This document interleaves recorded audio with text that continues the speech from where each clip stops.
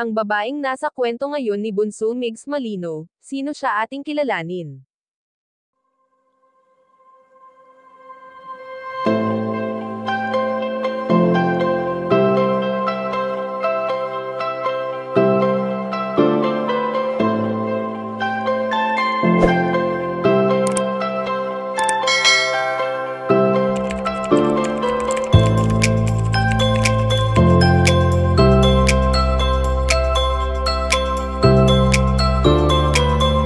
Patuloy pa rin na umaarangkada ang karera ngayon ni Bunso Migs Malino sa tulong ng mga taong nananatiling totoo sa kanya.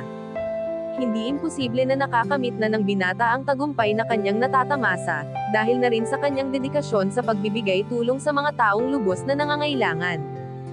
Ang pagiging mabuting tao ni Bunso Migs Malino ay walang hangganan, dahil simula nang makitaan natin sila ng kanyang dating katambal ng kabutihan ay ipinagpapatuloy niya pa rin ito hanggang sa ngayon. Hindi naman lingid sa ating kaalaman na kamakailan lamang nang nagpaunlak sa isang interview si Bunso Migs Malino patungkol sa pagkakaroon nito ng isang award sa pagiging mabuting vlogger.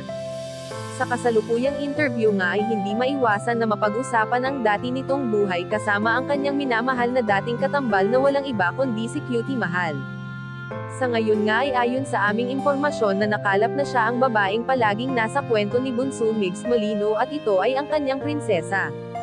Sa kanyang paglalahad ay hindi maiwasan ng binata ang mapaluha sa tuwing na pag-uusapan ang yumaong komedyante, na walang ibang ibinigay sa kanya kundi ang kasiyahan lamang sa buhay.